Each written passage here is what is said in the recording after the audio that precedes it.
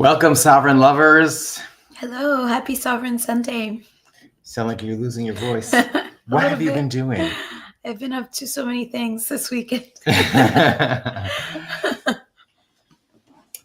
All right. Well, welcome back. This is our second episode of season 3. We are really excited about our Sovereign Lovestream reboot, and we hope you guys are going to be enjoying our new version of the podcast. We are going to be doing a lot more guests this time and a lot more experts. But today we want to talk about our mushroom ceremony from last year, last October 7th, actually, which turned out to be a fateful day. We decided to do a mushroom ceremony. And we're going to talk about how we summoned Dionysus, the ancient Greek god of ecstatic experience, and the lessons that we learned about ecstatic experiences from this ceremony. Yeah, and all the ways in which those lessons have kind of continued to expand. And I guess, honestly, this is a little bit of a testament to the power of integration. Yeah, absolutely. It's over a year later, and we are still really integrating and continuing to learn the lesson like over and over, applied to every area of our lives. So I want to give a little bit of background about why we decided to do this to begin with. So it all started with this book by Sophie Strand, The Flowering Wand, Rewilding the Sacred Masculine. And when I read this book, Sophie talks about the myths of Dionysus and how Dionysus was sort of a feminist hero of his time.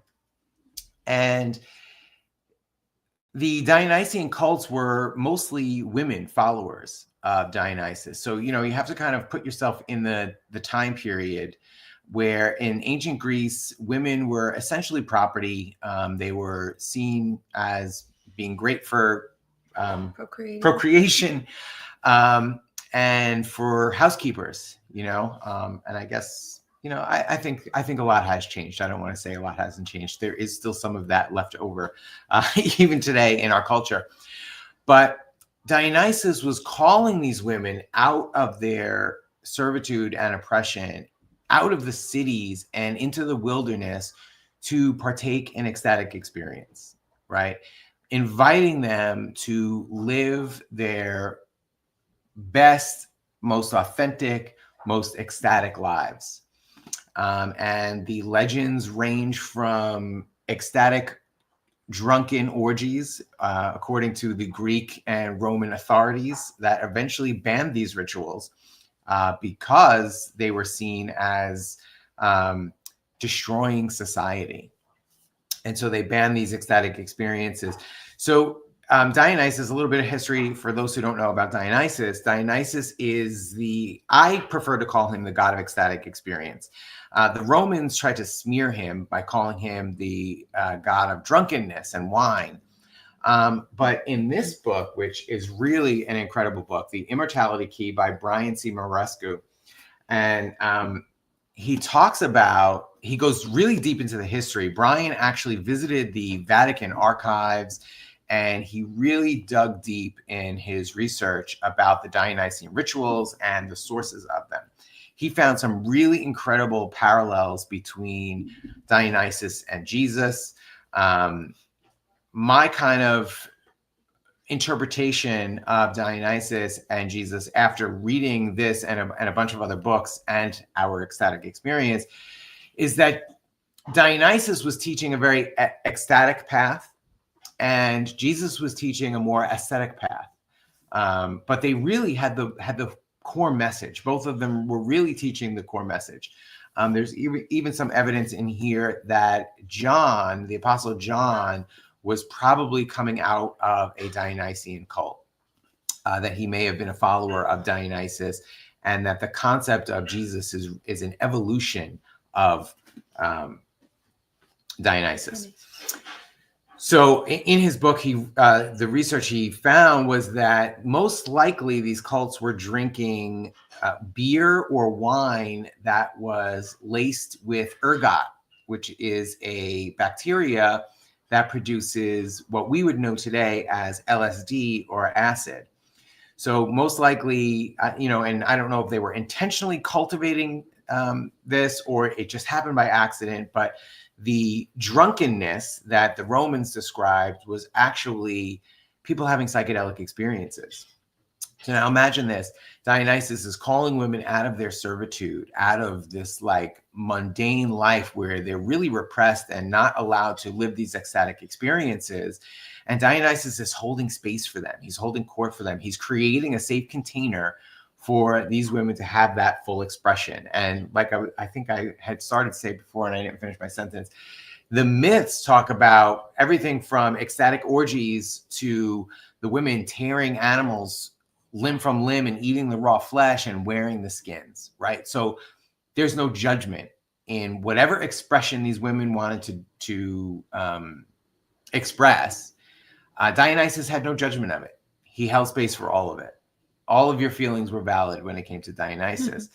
So, this is what Sophie Strand explores in The Flowering Wand, this concept of Dionysus being a safe masculine space to hold space for all feminine. So now putting this in a tantric lens, which is where we're coming from, is really through studying Tantra, the idea that we all contain a masculine and feminine energy within us, right? The yin and the yang, if you're familiar, that comes out of Eastern mysticism and philosophy as well, which is related to Taoist Tantra. So this concept of us, each person carrying masculine and feminine energies in them. So for me, I have been having trouble holding space for my internal feminine. I tend to want to judge my emotions and suppress the ones that I don't think are valid, right? And sometimes we experience this also in relationship, right? If I can't hold space for my own emotions, then I'm not going to be able to hold space for the emotions of Vanessa. And we have talked about this a lot in our podcast over the past couple of years, because this was really a big problem for me. So after reading The Flowering Wand, I really wanted to call in the energy of non-judgment, being able to hold the polarity of the full spectrum of all emotion, right? Whether it's an ecstatic orgy or tearing animals limb from limb, right? Like from the sublime to the horrific, really, right? To be able to hold space for all of it, right? Now, I'm glad that you're not trying to tear animals limb from limb. Our pets maybe would not appreciate that either.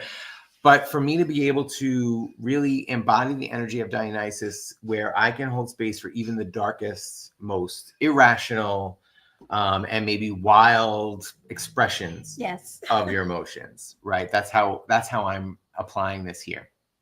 So kind of the idea that we've taken from indigenous culture and a lot of the ancient spiritual traditions is this idea of calling in the energies, invoking deities, which really most of these ancient cultures didn't actually view them as gods as we would think of them today, post-monotheistic culture. They really thought of them more as archetypes, like Jung, and energies that could be invoked by summoning or calling on these deities, right? Do you want to talk a little bit about the Toltecs and the Aztecs, how they kind of viewed that? Yeah, in the Aztec tradition, the word Teo, which is what many people interpret as God, is really just energy. So what we're talking about are energies that become personified for storytelling. It's a lot easier to hear a story of a warrior god that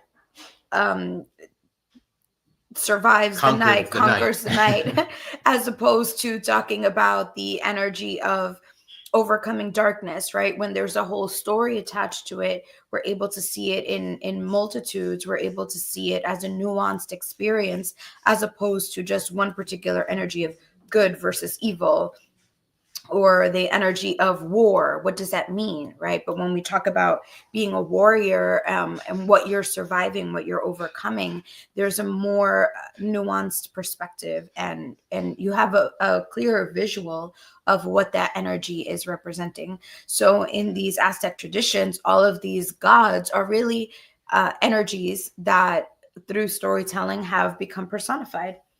And I mean, I think a lot of people, even in the context of Christianity, there are people that believe that Jesus is more of an energy as opposed to a literal human being that was born and, lived out this life. It's possible, but I think there's also the possibility that it was simply an energy. That's going to ruffle some feathers. I prefer to think of it as he was a living person and he embodied these energies. And so now he's not just a historical figure, but he's also the symbol, the cultural symbol that embodies the energy of Christ consciousness. Sometimes it's called, like compassion, empathy for others, turn the other cheek, do unto others as you'd have them do unto you, love yourself, love God, and love your neighbor as you love yourself. So this is kind of the encapsulation of the Beatitudes, which is the core message of Christ. And was also very much, Dionysus in his myths, he was also very much the same way, challenging. As a matter of fact, some of the stories are really so similar. I forget the ruler of Greece's name at the time that Dionysus challenged. Dionysus was arrested for bringing these women out into the wilderness and doing all these crazy things that the Greeks saw as a threat to their society, a threat to order, a threat to culture and society, right? They wanted to make Greece great again. And they were like, we've got to get rid of Dionysus if we're going to do that. And so they brought him in and they arrest him. And, even reading the banter back and forth between, I want to say it was Tiberius, but I'm not sure, so don't quote me. Reading the banter back and forth, it reminded me of the banter between Jesus and Pontius Pilate, and even Jesus and the religious, the Sadducees and Pharisees, who were constantly challenging his spiritual authority or his knowledge and wisdom. So I feel like there are a lot of parallels. So that is the reason why we decided to summon Dionysus. And so by summoning, meaning like calling him the energy or the representation of the energy of Dionysus, right? The ability to hold space. The way you were saying, like different cultures summon, we summon in the indigenous traditions, you call in the energies, you call in the directions.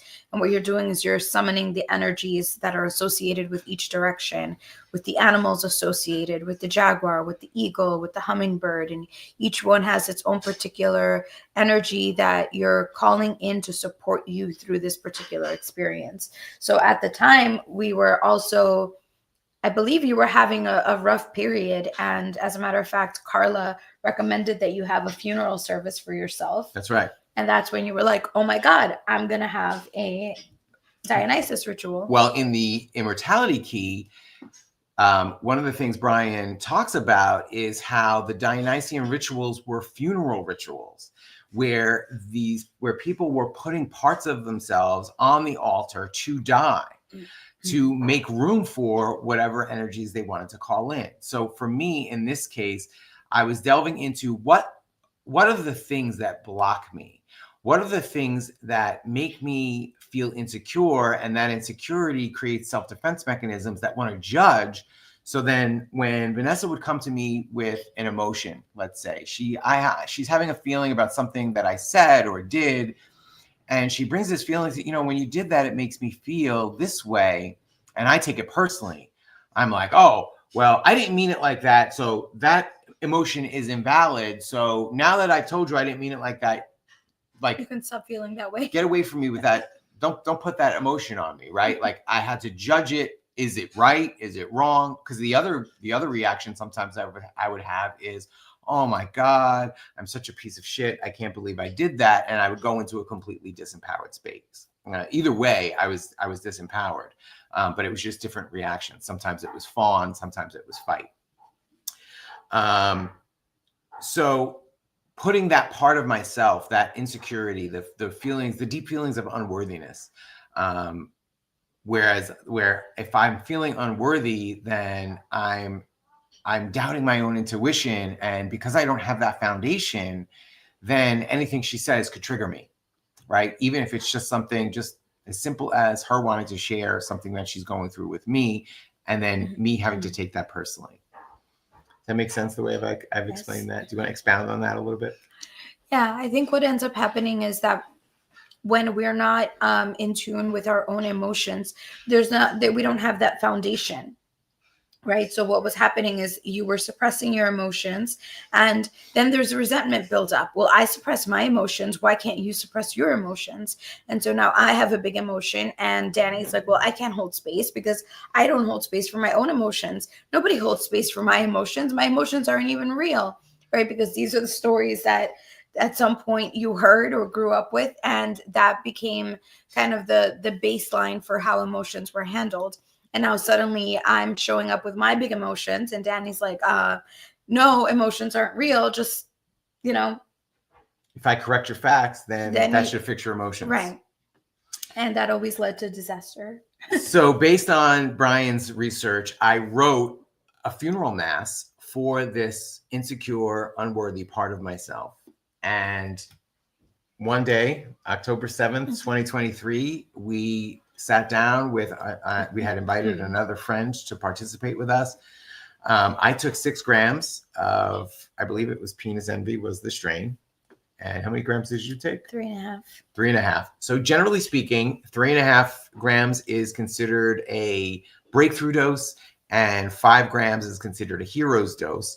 So what we've always had really powerful experiences, just even on 3.5 grams. But I wanted to push my boundaries a little bit. That was the first time I had ever gone past 3.5 grams. So I took 6 grams, and we performed this ritual.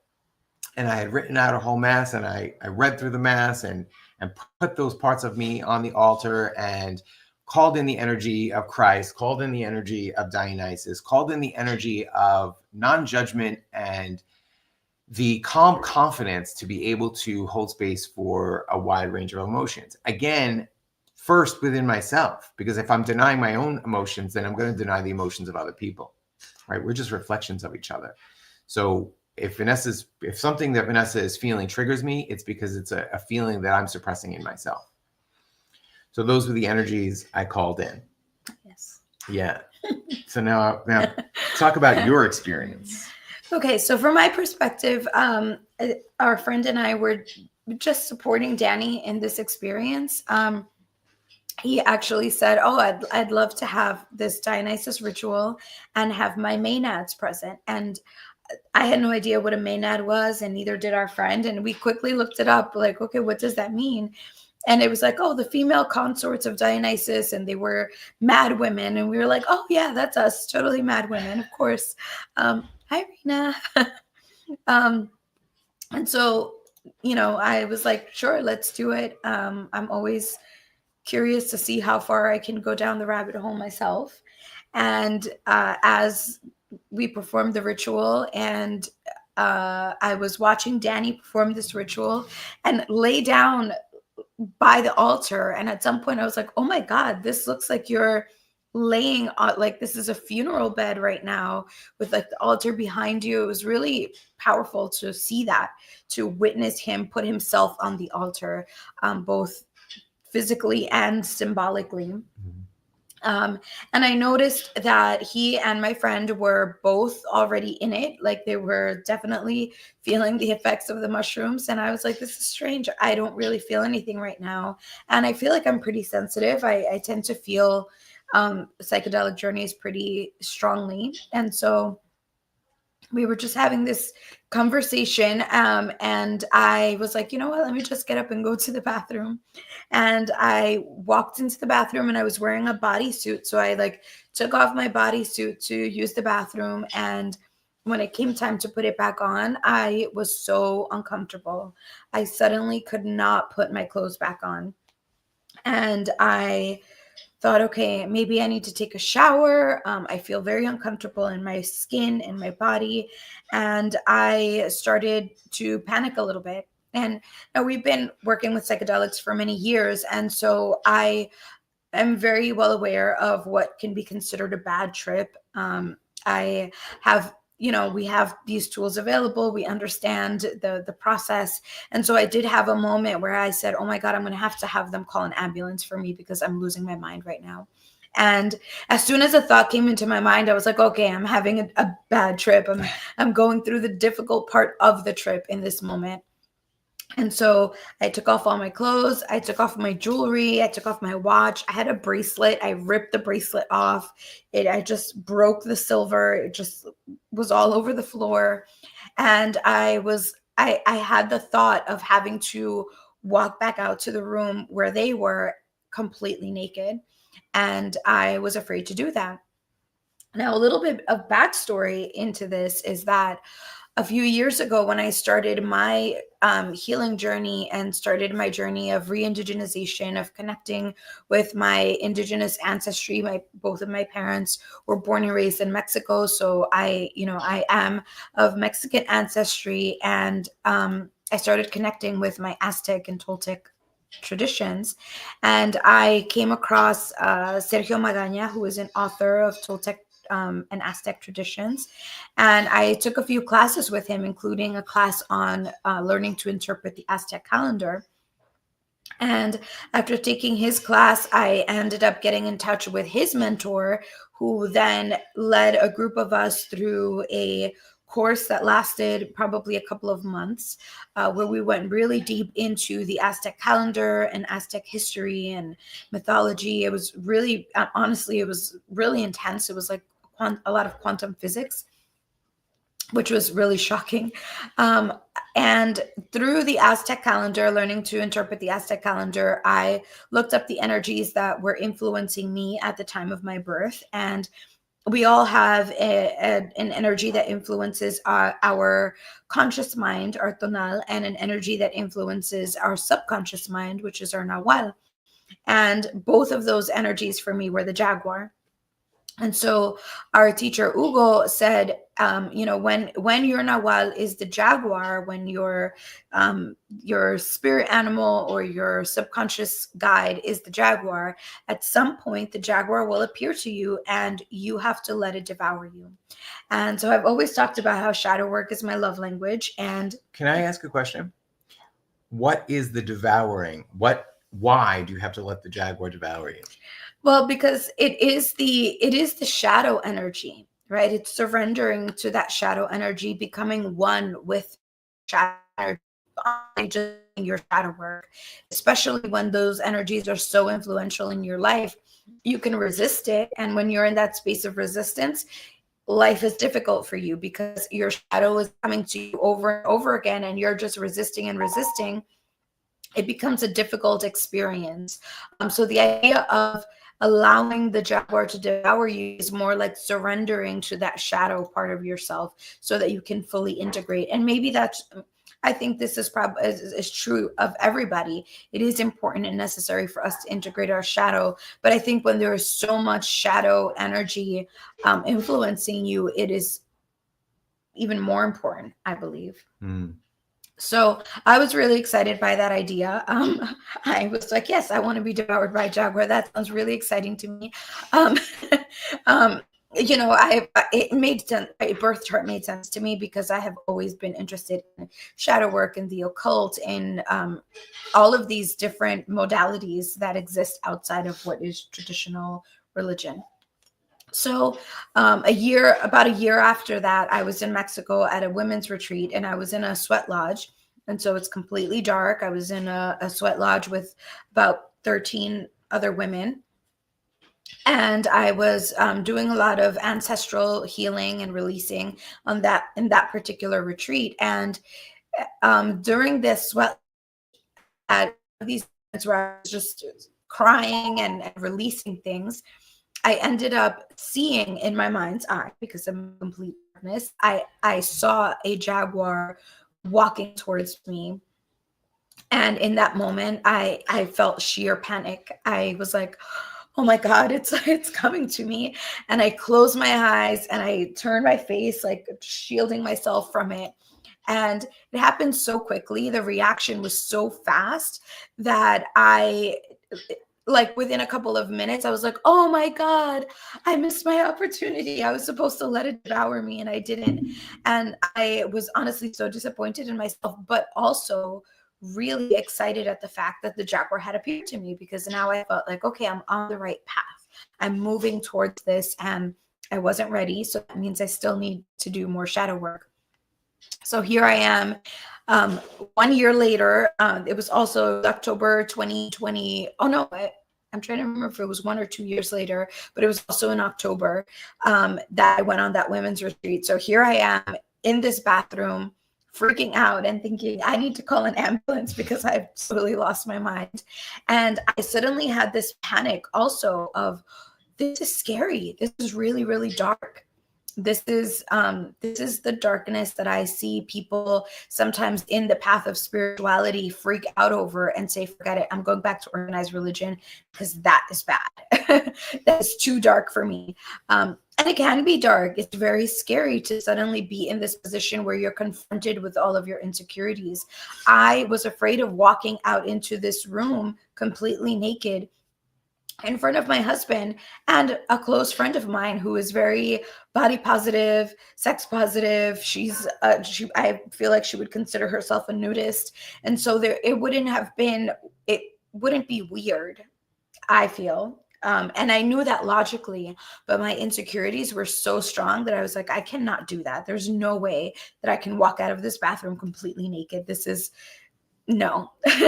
And so I felt like I was putting my insecurities on the altar in some way with that ask, right? The jaguar was asking me to do that in that moment. That's really what that felt like. And suddenly I was like undecided. I was like, do I ask them to call an ambulance? Do I take a shower? Do I just walk out of here and accept that I have to let these insecurities go? And I felt like I closed my eyes, like everything went black for a couple of seconds.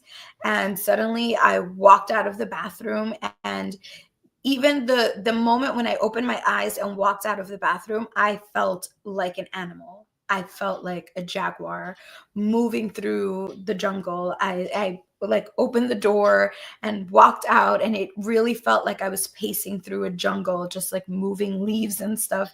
It's so hard, like weird to describe it that way. And then I came out into the room and just said, like, I'm here. And both of them were shocked, like, okay, she's just walked out of the bathroom completely naked. That's interesting. And Danny was like, okay. I mean, honestly, in my mind, I'm thinking, well, the Dionysian cults, they were having orgies in the woods. Is that what's about to happen right now? And so Danny said something. One of them asked, like, what happened? And I said, I have no idea what just happened. And I went to lay down. We had mats on the ground. So I lay down on one of the mats. And as soon as I lay down, I put a blanket over myself. And suddenly I just felt waves and waves of pleasure, of ecstatic, orgasmic pleasure. And honestly, I feel like those waves lasted for hours. I think, I mean, we started our ritual probably at around 9 or 10, I would say. And we got home at maybe 4 o'clock in the morning. I was still having these waves suddenly where I felt like just extreme waves of pleasure. So as I was laying down on the mat, suddenly I feel all of this pleasure, and I'm feeling the entire universe pulsating. It felt like the entire universe was the breath, the inhale and the exhale. And every exhale, every separation was all of the war and terror and pain and suffering, and all of the inhale was the love and the oneness and the connection.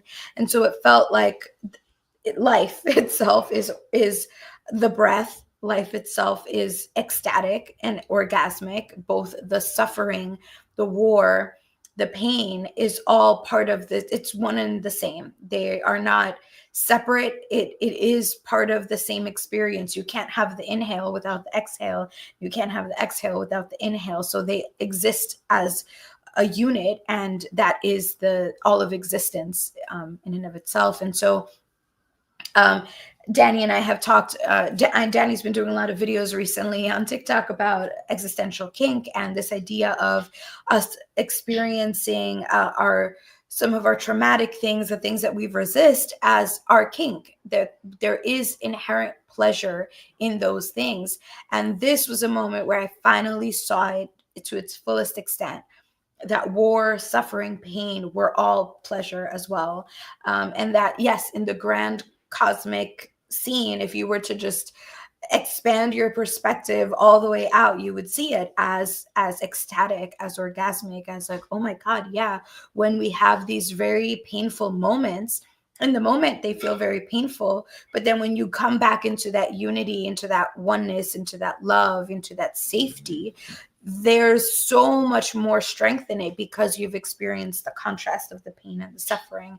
And so it is part of the joy and the pleasure, because without that contrast, you wouldn't have that level of joy and pleasure. So they exist together.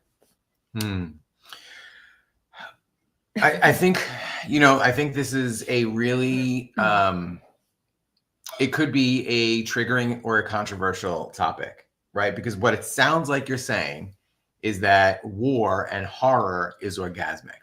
Mm-hmm. And on one level, we are saying that. Mm-hmm.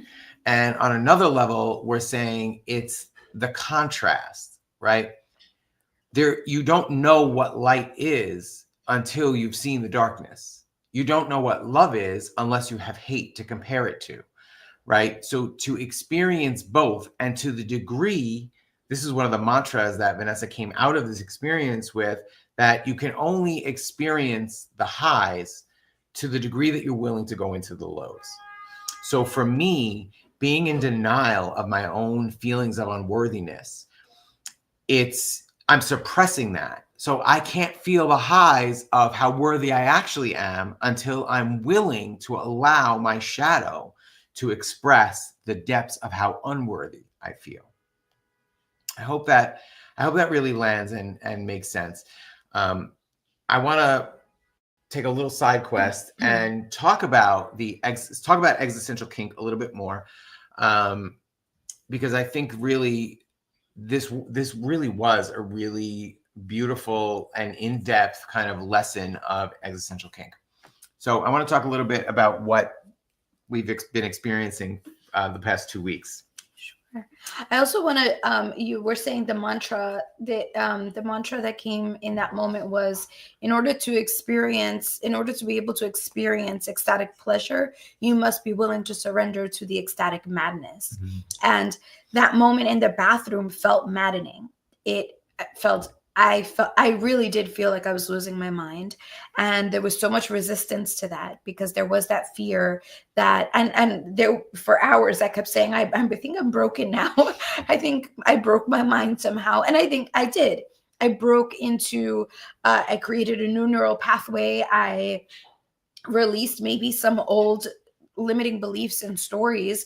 I came into a new understanding. And so there was a part of me that had to die in order for that understanding to be birthed in that moment, or for me to come into the awareness of that. But that, as we were continuing the conversation, Danny and our friend would talk about things they were going through. I think there was a moment where they were like, all right, she's having her own experience. Let's just continue our conversations about what we're feeling. And everything they said, I was clear as day to me. Like, that's all orgasmic. That's all ecstatic. It is part of the pleasure that we get out of that. And so do you want to share what existential kink is? Yeah, so existential kink is basically a Jungian concept of, you repeat this. The Jung quote is, until you make the unconscious conscious, it will rule your life and you'll call it fate. Right. So kind of this idea that your subconscious is helping create the world around you and create your experiences, because it affects your decisions, it affects your thought patterns, it affects your emotions, it affects all of these things. And so unless we're looking at our unconscious, our subconscious, then it's just going to do its thing. And we're going to be like, why do all these bad things happened to me. Okay, an example is, for example, us having conversations where I can express, hey, I feel hurt by this thing that happened. And Danny could very easily interpret that if he hasn't dealt with his unconscious beliefs, that is an attack to him. Oh, she's always attacking me. She's always being mean to me. She's always calling me a piece of shit. She's always telling me, showing me what a piece of shit I am, as opposed to recognizing, oh, Vanessa feels hurt because Vanessa has her own internal traumas. And I said something that perhaps triggered those traumas or those internal beliefs. And I can hold space for that. I think we're frozen. If anybody's watching, if you could just type in the comments whether or not you're still seeing us.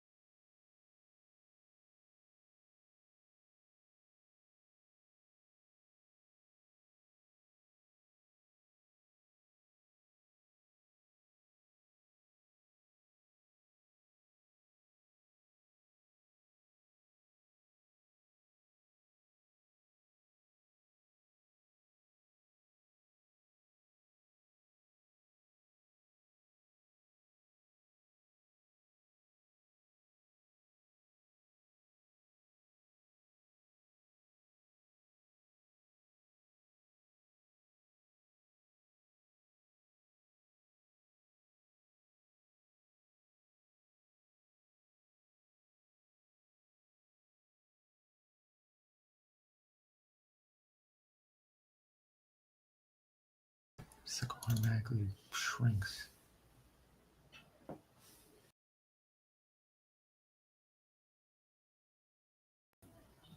What if the camera itself froze?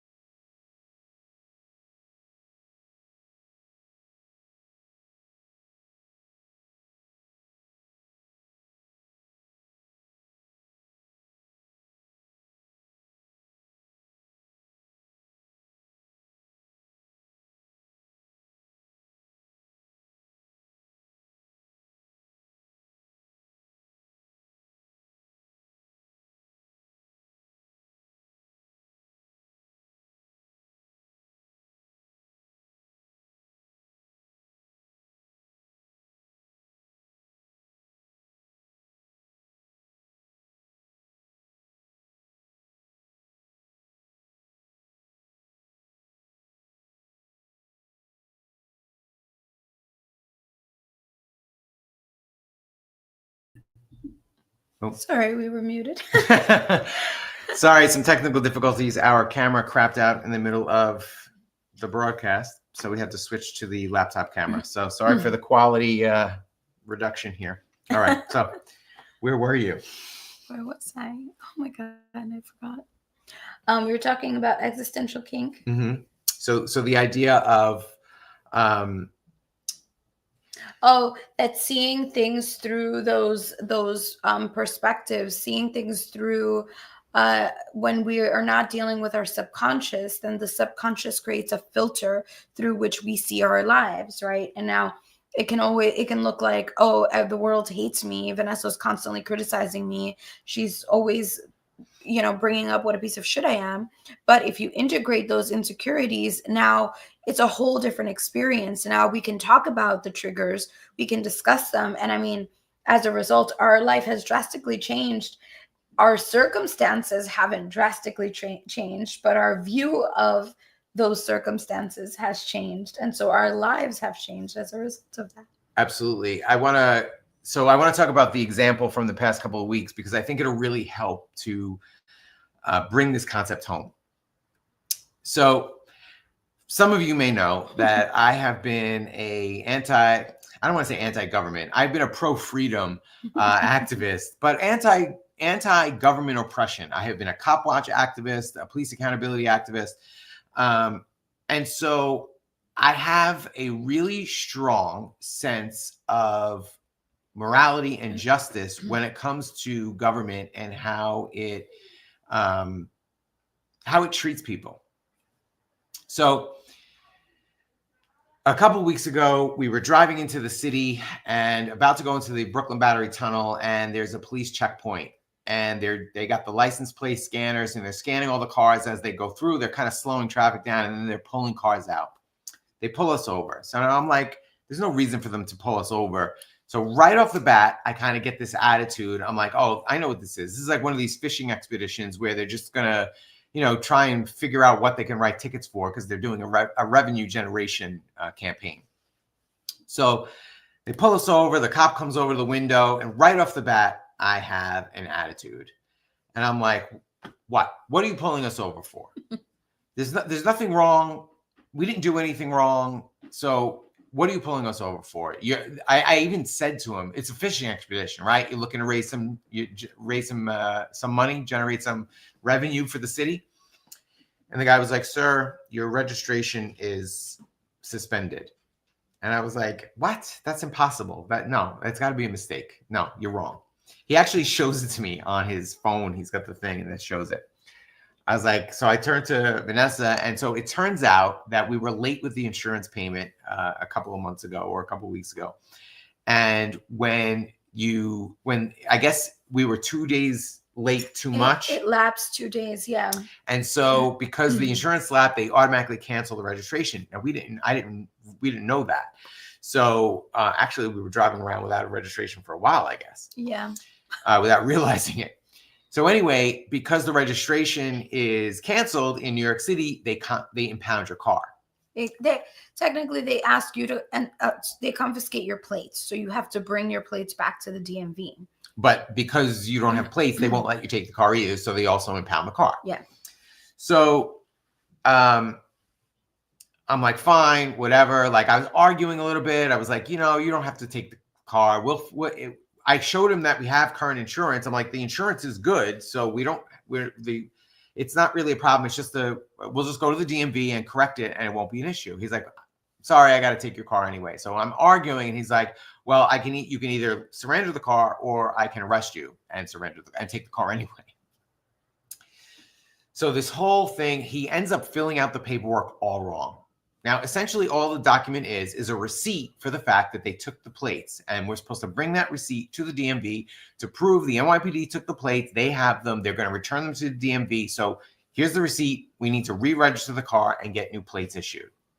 Well, they dated the receipt in the year 2025. Obviously, it's still 2024. So the DMV was like, oh, sorry, we can't take this. The date's wrong. So we're like, well, what are we supposed to do? Well, go to the precinct. So we go to the precinct. To make a long story short, we had to go back and forth between the DMV and precincts, different precincts, because we had to, first we just went to a regular precinct. Then we had to go to the special precinct because it's a special task force that that confiscated the car. This whole thing. We must have went back and forth 5 or 6 times. And nobody knew anything about it. Like the cops regular precinct didn't know. The DMV didn't know. Nobody understood the bureaucracy. Nobody understood the paper. They didn't even know what the paperwork they were looking at. Both the cops and the DMV people, who I would think deal with this all the time, because I'm sure this happens. I mean, the night that we got pulled over, they confiscated at least 50 or 60 cars. It seemed like a lot of people at the DMV had no idea what was happening. And so I don't know if this is a new thing that they're doing. One of the people at the DMV told me, she was like, they don't take your car for that. And I was like, well, they did. And we came up during this whole experience, we came across a lot of other people who were going through the same issue. Yeah. So as you can imagine, me with already the bias against government bureaucracy, cops, and how bureaucracy in particular harms poor people the worst, right? So I'm not claiming we're poor in poverty, but I mean, we were late with our insurance payment. It wasn't because we just didn't feel like paying it. Business has not been great. The economy is not great. So, we've been having some struggles. So my temperature, like over the course of the week that it took us to go back and forth and get all this paperwork, 2 weeks. 2 weeks in the end, my temperature is rising and rising. I'm getting more and more frustrated. And like, this is a waste of our time. We're running back, all because this original cop didn't fill out the paperwork correctly. And there was other stuff, other errors on the thing and omissions on the paperwork. So I'm like, all this because this incompetence, both the incompetence of the police, the incompetence of the DMV people. And meanwhile, one of the most aggravating things for me is the cop's badge number is on the receipt. So we go to the precinct. I'm like, could you just call? Because she's like, well, I can't change that. This isn't my report. I don't know. Okay, well, you see his badge number and his name. You could contact him. He's your colleague. You could contact him, confirm, yes, we did that operation on that day, et cetera, et cetera. They didn't even know that that task force was actually NYPD. They were trying to tell us that it was Bridge and Tunnels. And I was like, no, it wasn't. It was NYPD. Look, the badge number's right there. Call him up and just let him confirm the information, and then you know. I can't do that. I was like, you can do that. You won't do that. And at that point, like, I did not say it the way I just said it. I was really fucking aggravated. And I just literally just turned. I didn't even wait for a response. I just turned around and walked out of the precinct because I was so aggravated. All of that to say, okay, we finally go. I'm not even going to tell you how the paperwork got corrected because Fifth Amendment. But the paperwork got corrected, and we finally were able to get new plates issued to us 2 weeks later. We go to the tow company to pick up the car. Guess what? Oh, well, the car's been sitting here for 2 weeks now, so we have to charge you 2 weeks worth of storage fees. It's an extra $1,000. So here's the meat grinder, right? Oh, government bureaucracy just hurting people who are already financially suffering, right? Anybody who's getting their car confiscated because they missed a payment or whatever, they're already being harmed by the economy, and now it's even worse. So now they've jerked us around with their incompetence for 2 weeks, and I have to pay an extra $1,000 for that. Fuming, steam coming out of my ears. The truth is, technology. The truth is that I have a kink. There is a part of me that gets off on feeling morally superior to police and government, and intellectually superior to bureaucrats and cops. Because let's be honest. Let's be honest about the IQ level. I'm sorry if that offends anybody. I'm making a generalization, not all cops. However, they all serve the same stupid system. So, but there it is. There's the kink. There's the kink. There's my ego. The parts of me that feel insecure, the parts of me that feel unworthy, that feel inferior, that feel frustrated about that I feel powerless. I was powerless to retrieve my vehicle for 2 weeks, and I knew those storage fees were racking up. I knew it. And I was powerless. So all of that feeling of powerlessness, what is the defense mechanism I use to deal with that? The feeling of moral superiority. I'm better than these cops. They're just oppressors. They are just wanting to bully people. They want to take people's money. They want to, they're enforcing all these oppressive laws. The bureaucrats and government, it's the same thing. I get off. That's the existential kink. So what did my subconscious do? When that cop first came over to that window, when I first got pulled over, had I been nice? Had I not had all the energy of all of that subconscious bias against police and government present, like where I was ready for a fight as soon as he came up to the window, had I just been nice to the cop, maybe he would have filled out the paperwork correctly. Maybe he did it on purpose to punish me for my attitude. And I'm not saying it's right. It's still unjust. He should have done his job. Courtesy, professionalism, and respect. He still should have done his job. But I manifested an experience that I find kinky and pleasurable in a shadow sort of way. So the idea of existential kink is to give the shadow parts of yourself expression. Don't suppress the feelings so that they come out sideways and cause you to manifest experiences like that. $1,000 lessons. $1,000 lesson and 2 weeks of aggravation, me not being able to work because I didn't have the car, all of these things as a result of my subconscious bias, me having that kind of nasty interaction with the cop. And I was justified. It is justified, right? I am justified for being angry about bureaucracy and all the hoops they made us jump through, and the fact that it ended up costing us an extra $1,000. And I totally believe that these tow companies that have these contracts with the city, they have the contracts with the NYPD in the city, I know that they do this shit on purpose. They probably lobby all these wacky laws that make you jump through all these hoops, all these stupid, arbitrary regulations for the very purpose of making it hard for people to do what they have to do to get their cars back so that the tow companies make money. And I'm sure they're donating to the politicians and whoever. Or that they get a cut of that money regardless if there's some kind of agreement. It's crony capitalism. There's no denying it. I don't need to know the specifics to know that there's some quid pro quo happening here, right? All of my opinions are justified. So there's the nuance, right? It's being okay and it's like being in your sovereignty that yeah, I'm right. And also I don't have to let it trigger me. I don't have to let it aggravate me, stress me out to the point that I am exacerbating the situation, right? If I was just polite and, just like not like I'm surrendering, but I could have even challenged their authority, but in a way that was more empathetic, where I built a bridge of connection with them first. Officer, this really doesn't seem fair, et cetera, right? I could have approached the situation in a different way and maybe had a different outcome. This is actually something that I have found to be true. And it's a kind of silly, but years ago when I used to work in New Jersey, so I used to take the New Jersey Turnpike all the time, every single morning. And I had gotten pulled. I had a speeding ticket that was like, I had gotten, I don't know, like 4 points on my license or something like that. It was an insane speeding ticket. And then I don't remember if I had like 2 things that had to do with speeding, but I got pulled over on the New Jersey Turnpike, and the state trooper came up to me and he said, he's like, did you realize that you were driving at, this however many miles per hour? And I was like, no, officer, I didn't realize this. He's like, where are you going to work? Okay, gonna have your driver's license. I gave him the driver's license. He's like, is there anything I need to know? I said, I have a speeding ticket from this date and a speeding ticket from that date. And he looked at me and I was like, I'm sorry.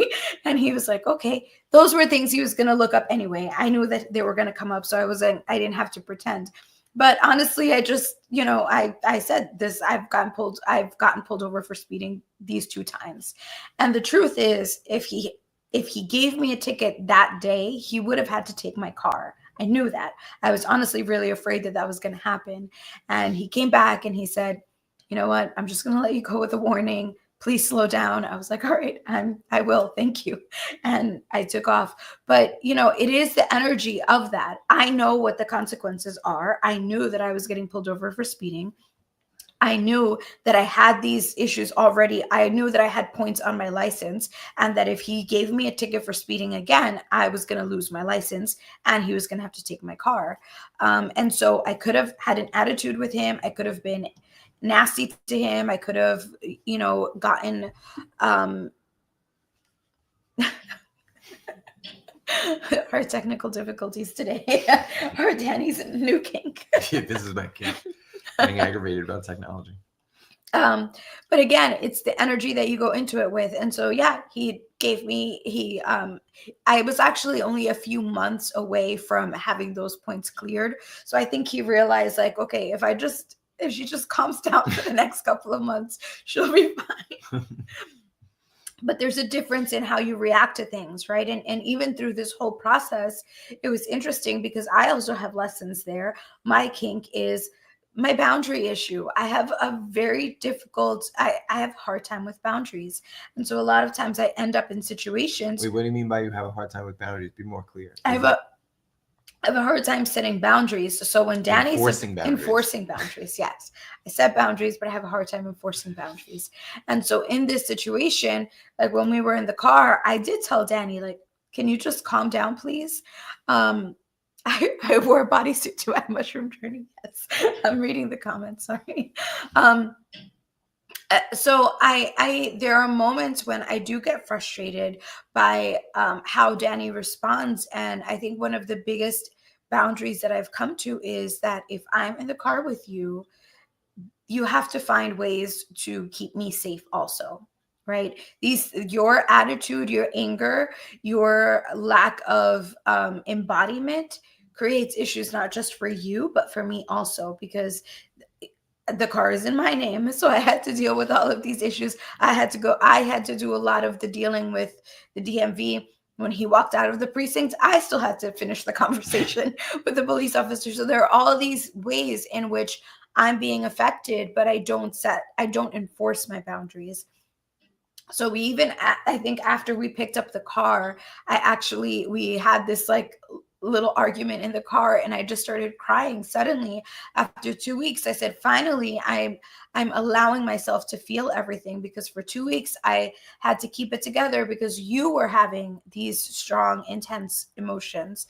And so I realized I don't have to carry it all myself. I don't have to take it on myself. I can set a boundary. And I did. I said, I'm setting this boundary.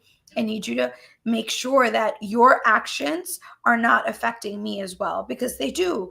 Your attitude, I mean, if you want to believe that the cop did it because you were nasty to him, then that not only affected you, but it affected me too. And so we need to set and hold proper boundaries. I need to enforce those boundaries. So that was a huge lesson for me also. And that is my kink. It's very easy for me to blame somebody else for the way I feel. Oh, Danny, that's where my suppressed emotions are, because I didn't deal with my frustration or my anger for those 2 weeks. I was kind of suppressing it. There were moments where I was dealing with the anxiety about it, but really the anxiety was the unprocessed anger, the unprocessed frustration. And so I was triggered by Danny's frustration and anger because I wasn't allowing myself to feel it. Mm. And that's my kink. Mm-hmm. Yeah. That's the existential kink of it. By the way, a great book. Highly recommend Existential Kink by Carolyn Elliott. It's a really novel and interesting way of looking at your subconscious. That makes it a little bit more exciting than maybe reading Jung, right? There was a point that Carolyn Elliott makes in the book where, at the time of the writing of the book, the number one shows on television were Game of Thrones and The Walking Dead, which are both really apocalyptic, like end of the world, somebody's always dying, really intense shows. Why do we like that? Why were those the number one shows? Because deep down, we desire to fear for our lives. That is what gives us the joy and experience and pleasure of living, is to know that we could lose that. We were recently talking with a friend about our DMT experience a few years ago, where working with DMT, it's a very quick journey, but it feels like life just you get pulled out of life. It feels like, for me, it felt like being in heaven. And so while I was floating in heaven, floating in love, there was a part of me that, like, I was enjoying it. It was blissful, but a part of me was so afraid that I was going to get stuck there and I wouldn't be able to return to Earth. Think about that for a moment. Mm-hmm. Imagine you're finally floating in heaven in this complete, like, eternal love and bliss, and wanting to get back to Earth. You know, I know that we, as a collective, as a society, at least in the United States or in Western countries, we like to complain about how horrible this timeline is, and the final season of the United States is going to be lit. Like all these memes, right, where we're complaining about life. But the truth is, we want to be here. We want to be here. We want to be experiencing these things. Now, in our spiritual beliefs, That's because we are all part of God, right? Our souls decided to come to earth because they were bored of floating in endless love all the time. We wanted to experience something else. This also comes from an Alan Watts lecture, which he pulls from a lot of Eastern spiritual traditions. These concepts from Hindu mythology, right? Like humanity being the drama of God. We're all characters being played by God. We like to use the Fortnite analogy, right? Our souls are playing a video game of Danny and Vanessa, and what crazy adventures and what challenges are we going to play while we're in this game? Sign up for you. Yeah, and then eventually that character is going to get killed off, and we're going to reboot as a new character, right? So this is kind of like the Hindu mythology. So this idea that we're spirit having a human experience, right? And it's like the way Alan Watts talks about it. He says, you know, if you're living, if you're God and you can have any experience you want because you can create anything you want. He's like, you're going to create all the most amazing experiences. And then, you know, after maybe a few thousand years of creating all the most amazing experiences, you're going to say, let me try something different. Let me try feeling lonely. Let me try feeling sad. Let me try feeling depressed. Let's see what that feels like. And then realizing, oh, when I feel depressed, it makes me appreciate when I'm happy, when I'm joyful. Let me play this game where I pretend that I don't have any power, right? Where I'm not God, the creator of the universe. Who has the ability to create any experience. I'm going to play a scenario where I have no power, where I'm just a human having to do human things and pay bills and get my car impounded and have to go argue with the DMV and the NYPD. Yeah. Or be a cockroach. Or whatever other being you choose to be and whatever other experience you choose to have. And honestly, I think seeing life that way has allowed me to not take everything so seriously. And or so personally. And to allow myself to have feelings too. Because what happens is we suppress it. Oh, I'm not supposed to feel anger. I'm not supposed to feel sadness. I'm not supposed to, we fear depression. And I think the reason why people get depressed is because they think they shouldn't be sad, right? We're moving into the winter months where it gets darker earlier, and people sometimes feel sad and they're like, I shouldn't feel sad. This is bad. I shouldn't feel this way. Let me take a pill. It shouldn't be sunny all the time, and I should always be able to be at the beach. And whatever stories, stories you have about it. But what if you surrendered to the sadness? What if you allowed yourself to explore what the sadness is about? What about this time of the year makes you sad? For a long time, it took me a few years to figure out why I would get very melancholic during Christmas. I had a miscarriage back in 2008, and my due date was around Christmas. So it took me years to figure out why it was so difficult, why I would always get upset during Christmas. I would get upset when we were decorating the Christmas tree, when we were like putting up apartment decorations and getting ready for the holidays. I would get really angry. I would get angry if I wanted to do holiday things and Xander wasn't interested or Danny wasn't really excited about it. It would really upset me, but I had no idea why, because for years I suppressed that sadness. I didn't allow myself to go into that. Once I started acknowledging it, it became very different, where I was honoring those feelings instead, and it was no longer overwhelming because I wasn't resisting it anymore. I could allow the feeling to come through me. Yeah, I'm feeling this sadness. I'm feeling this loss. I'm feeling this grief, and I can just move through it, and it's okay.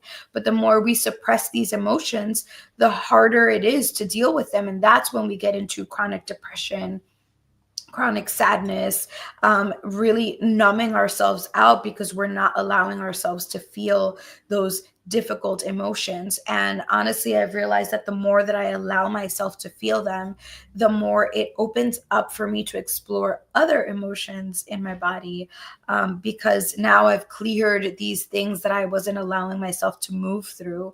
And now there are new pathways that I can choose and feel into. And if you look at somatic science, you'll find that when you're holding on to these emotions, the stuff that's suppressed in your body, it makes you ill. The Body Keeps the Score is a really great book that talks about the science of somatics and how we are storing trauma. We're storing all these suppressed emotions in our myofascial tissue, and how that ends up creating physical illness if it's not properly dealt with. So all of these are really important concepts that we're kind of pulling together just through our different studies of all these different areas. And it's really exciting because our life continues to evolve in such a beautiful way. Mm-hmm. And our life is much more enjoyable. You know, someone said to me a few weeks ago, your teenage self would think you're so cool today. And I thought about it for a minute. And I'm like, oh my God, yeah. Like me in high school, looking at my life now, first of all, would have never imagined it. And second of all, like, holy shit, I'm gonna end up being really cool. Remember in Back to the Future where he's like, what happens to me and my kids? Do we become total assholes? And it's like the opposite. Well, you became an asshole for a little while, but then you transmuted it and became not an asshole. I can still be an asshole sometimes. Yes. But it's all part of the existential kink. You own all of it. But now I own all of it. Yeah. I hold that polarity of I can be an asshole and I can be an amazing person too. Yeah. Because of your ability to be an asshole is that your ability to be an amazing person or a compassionate person, right? If I'm not willing to accept my darkness, my worst behaviors, it's going to be easy for me to judge other people. And I think that's where a lot of judgments come from when we try to reject those parts of ourselves. We all have the innate ability to be a jerk, to be an asshole, to be judgmental.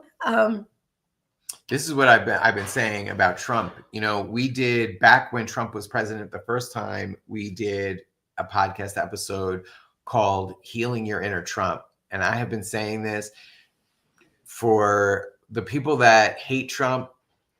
I hate a lot of things about Trump. I hesitate to say that I hate him because I don't want to hate anybody.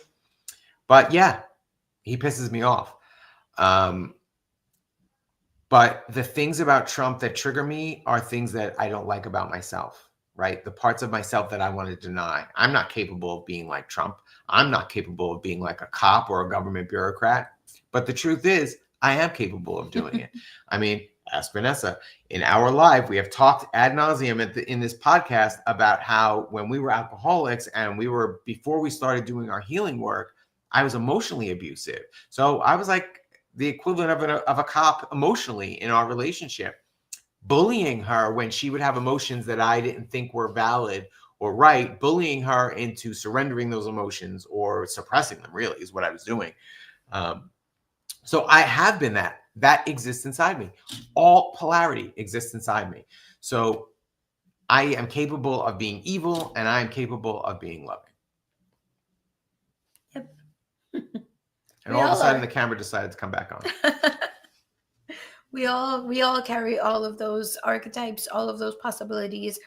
They just manifest differently. And I think the real work is in recognizing that in each and every one of the people we come across. And we will never be free collectively of Trump, Netanyahu, Biden, of all of these tyrants. We'll never be free of them until we heal the Trump, Netanyahu, and Biden within us. Then we will stop having to manifest these tyrants to reflect back to us the tyranny that lives inside of us. So I think, is that a good place to wrap up for today? Good place to wrap up. Okay. So that's the existential kink lesson of like embracing the ecstatic madness, because that could be considered your inner Trump is part of the ecstatic madness, right? That chaos. But when we transmute, when we alchemize, we create order out of chaos. Yep. A couple of other things that came up during that ceremony were you can do hard things. Mm-hmm. It's all ecstatic. And if you really can find the ecstatic pleasure in all of your experiences, it relieves so much from you. And what was the last one? You always have a choice. And you always have a choice. Yes. You always have a choice how you respond to something. There's no obligation, right? We may feel obligated because of societal pressures, because of our parents' expectations of us, whatever it is. But you always have a choice. Always. That's what free will is. You're a sovereign being and you always have a choice how and why and when you engage. So yeah, that's a really great takeaway as well. You know, there's one thing that I did not mention, and I think we can just wrap up with this because this will make it a little bit more lighthearted. When during the mushroom ceremony, when we summoned Dionysus, Vanessa came into the room and she's laying there naked and having this orgasmic experience. And in my mind, I mentioned like thinking, oh, well, Dionysus was having these orgies. Is that what's going to happen? And do you know that I heard a voice audible in my ear say, do not touch her. This is a holy moment. And if you touch her, you're going to take attention. You're going to bring the attention to you. You're going to be taking from her experience. Mm-hmm.